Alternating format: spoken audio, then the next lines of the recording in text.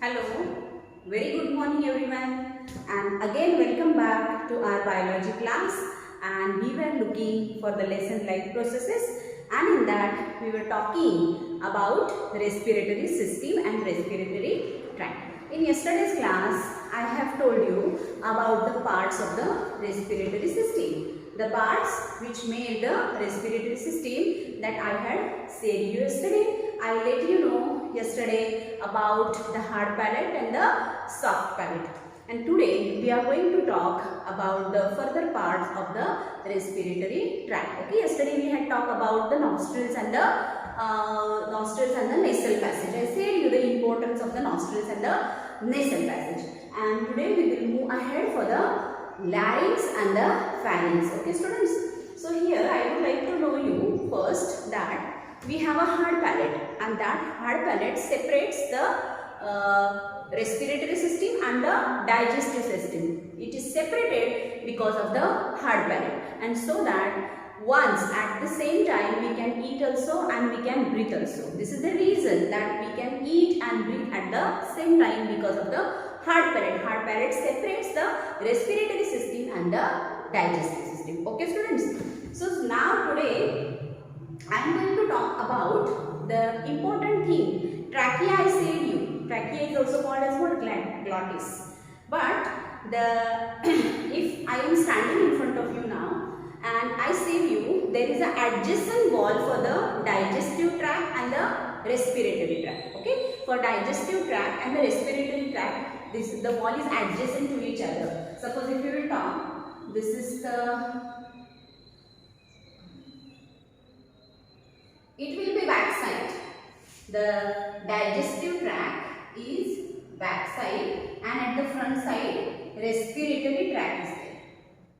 Okay, at the front side, it means if I am standing here like this, then at the front I will have a trachea or the windpipe, and exactly at the back side of it the digestive tract will be there with the same adjacent wall, and the wall, this is the adjacent wall, means this wall will be the same for the digestive tract and for the respiratory tract. I hope you understand this. So back side we will have digestive tract, means suppose if we will talk about this diagram, then it will be at the front side, and this part will be of the digestive system. Okay, and the wall is what? Adjacent wall.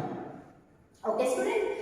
But now if we will talk about this respiratory tract, now already we had discussion a lot on the digestive tract.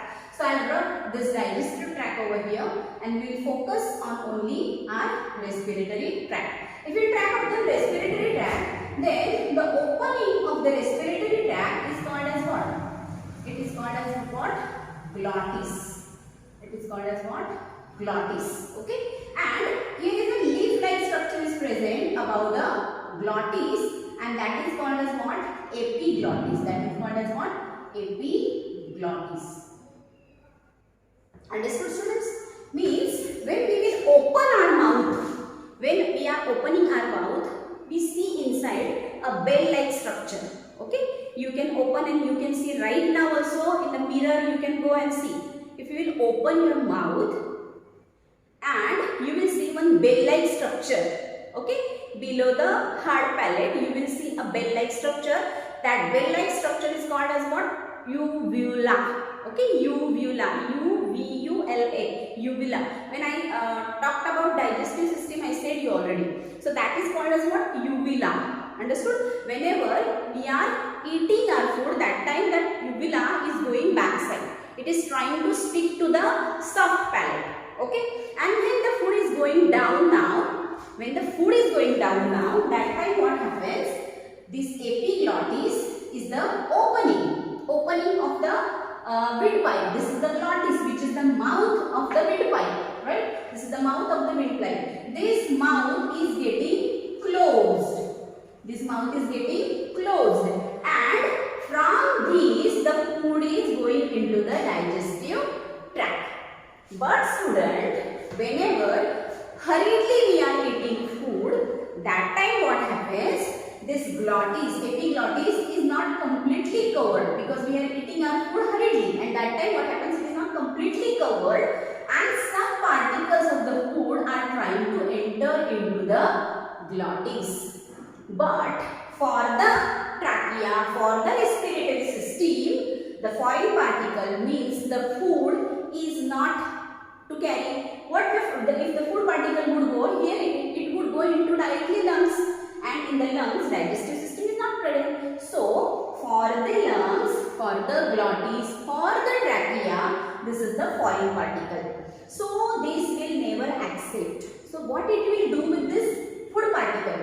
It will very forcefully, it will try to get out that food particle through the same tract. And from the mouth, that food particle will come out, and that complete process is called as what? Coughing. In Marathi we say khaska.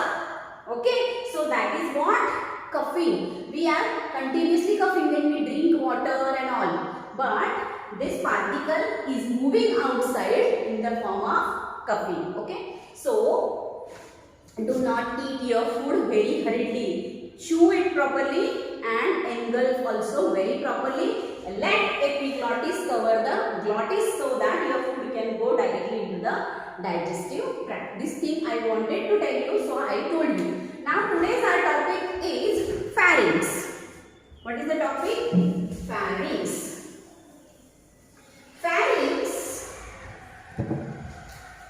Pharynx, if we will talk, then this pharynx is about 12 centimeter long. This is about 12 centimeter long vertical tube. Okay, it is 12 centimeter long vertical tube. See, students, we are knowing our we have a scale in our compass box that is of 15 centimeter. Means it is of 12 centimeter. Means this much is the part of the pharynx. Okay, and we will see various parts of the pharynx. And one more important thing is that this pharynx is cartilaginous. This is also cartilaginous. Cartilaginous means what I said you. Cartilage is soft bone, which is actually a connective tissue, right? Which is actually a connective tissue. This is the cartilaginous material. Okay, cartilage is present here into the nostril. I said you, into our ears it is present, as well as this cartilage, means soft bone or connective tissue, is also present into the pharynx, which is made up of. Okay, so this is also cartilaginous. This is 12 centimeter. Now it is separated. It is separated into 3 parts. This pharynx will have 3 parts. Which are those? First is what? Nasopharynx. First is what? Nasopharynx. Second is oropharynx. Oropharynx. And third is laryngopharynx. Laryngopharynx. Or it is also called as hypopharynx. It is also called as hypopharynx. Understood, students? See, now nasopharynx. In the name only you can understand. See, this is the part you can see here. This is the part of the, this is the common. And the important thing about this pharynx is it's a common passage for the food and air. It's a common passage for the food and air to pass. Means whenever we are breathing in air, that air is coming into the pharynx, as well as through oral cavity, through buccal cavity, whatever food we are taking in, that food is also coming into this common passage, and that is called as what? So this is called as what? Pharynx. So this is the common passage for food and air, and which is about 12 centimeter long. Okay, and it is divided into 3 parts. The part which is connected of the pharynx to the nasal passage is called as what? Nasopharynx. Right? The part which is connected to the nasal chamber, nostril, or to the nasal cavity is called as what? Is called as what? Nasopharynx. Okay? And whatever the food we will eat, that food will move into the pharynx. So the part which is related to our that is called as what? Oropharynx. And after it, we will start with what? Larynx. Okay, larynx is also one part which is exactly below the pharynx. So that part of the pharynx which is attached to the larynx is called as what? Laryngopharynx. Okay, and as this part is exactly at the below, means it's the bottom part of the pharynx, so this is also called as what? Hypopharynx. Understood, students? This is the common passage for food and for air. Here food and air is coming together. The upper part of the nasal passage which is connected to the nasal passage is called as what? Nasopharynx. Then the middle one part which is connected to the oral cavity is called as what? Oropharynx. And the bottommost part which is connected to the larynx is called as what? Laryngopharynx. And as it is at the bottom, it is also called as what? Hypopharynx. I hope pharynx is clear for you. Now you will never forget in the life, throughout life, that what is meant by pharynx. Okay.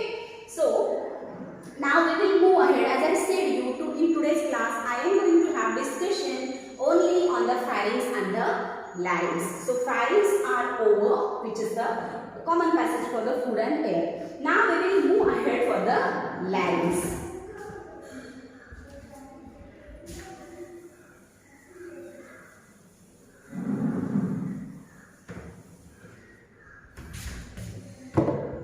See, this larynx is of 9 centimeter long. This is also 9 centimeter long, and this larynx is made up of cartilaginous tissue. This is also made up of soft bone. This is also made up of genus tissue. This is also made up of soft bone. This is also made up of soft bone connective tissue. This is 9 centimeter long. This tract is of 9 centimeter long, and this part, larynx part, is made up of cartilaginous tissue or cartilaginous box. So this is called as what? Voice box or also sound box. Understood, students? Larynx is 9 centimeter long. It is made up of the cartilaginous tissue. It's a box-like structure which is made up of the cartilaginous tissue. So this is called as what? Voice box. It creates some sound. Voice box or sound box. Understood, students? See, if we will try to touch over here with these 2 forefingers and one with the thumb, and if you will create a sound like then you will feel some vibrations. That vibrations are produced due to the larynx. Understood? So that it is called as what? Voice box or sound box. And how many cartilaginous are present? So 9 are present. 9 only are present and 3 are present. So cartilaginous larynx are present. Okay. And exactly below that, the thyroid gland, thyroid larynx are also present. Thyroid is not our issue now. We will see this in the endocrine system. That time I shall explain you exactly the location of the thyroid gland too. But now here try to understand, below that larynx we will have a thyroid gland. Okay, and that is called as a thyroid larynx also. That is called. So that is voice box or the sound box. And this is not taking part into the respiration. It is not taking part into the respiration. Okay, and it is at the top of the trachea. It is at the top of the trachea. It's from here the trachea would start. From the larynx, this first pharynx would come, then larynx would come, and then the trachea would start. Okay, and this is cartilaginous tissue. It creates a sound. And one more very important thing is that into the male until puberty it is not active, right? It's not active. It creates a sound, so it is called as a voice box, that I said you already. But it is prominent into the male after the puberty, when the hormones, male hormones, due to the secretion of the testosterone hormones are started secreting into the male body, into the bloodstream directly. That time what happens? This voice box become more prominent, and that is also called as what? Adam's apple into the male. But into the female, it is not prominent. It's predominantly or mainly found into the male. Okay, so male voice means exactly the male characteristics, important characteristics of puberty also. So it's most prominently working into the male, and that is called as what? Adam's apple. Into the female, the voice becomes more sweet and all after the puberty. Okay, before it, we are unable to recognize even whether this voice is of male or female. Okay, until puberty we are unable to understand. So this is all about what? Pharynx and the larynx, and in further classes I'll move ahead with the other parts of the respiratory system, and because of that it will be very clear for you all and there will be no doubt, I hope. Okay, after it we will move for the trachea. Trachea is covered by the C-shaped cartilaginous rings, because whenever we are inhaling air, that time a lot amount of air also we can inhale, or a very small amount of air also we can inhale. So the walls of the trachea must not collapse, and due to that, for the protection itself, the cartilaginous rings are provided to the trachea or the windpipe. The function of this windpipe is only to pass the air into the lungs, okay, through bronchioles. Okay, so this is the function of the trachea. Trachea is a pipe-like structure, and that pipe-like structure will have a C-shaped cartilaginous rings. Why so that C-shaped cartilaginous rings would be present? Because I said you exactly adjacent to this digestive tract is also there, and digestive tract, I said you muscular. Okay, whatever food we will engulf, that much food the digestive tract esophagus has to swallow, and so that whenever we are eating food, that time it must not harm the digestive tract, and so that only C-shaped cartilaginous rings are present on the trachea. This is the reason that whenever I shall explain you about only trachea, that time I shall explain you about this also. So in today's topic we have focused on the pharynx and the larynx. I hope you understand these points, and then too, if you have any issue, any query related to the pharynx and larynx, please do let me know during our PS period. But very important thing that I am never forgetting to tell you all, that please prepare your own notes and get in the practice to draw the diagram of all the parts of the respiratory system. Okay, thank you so much.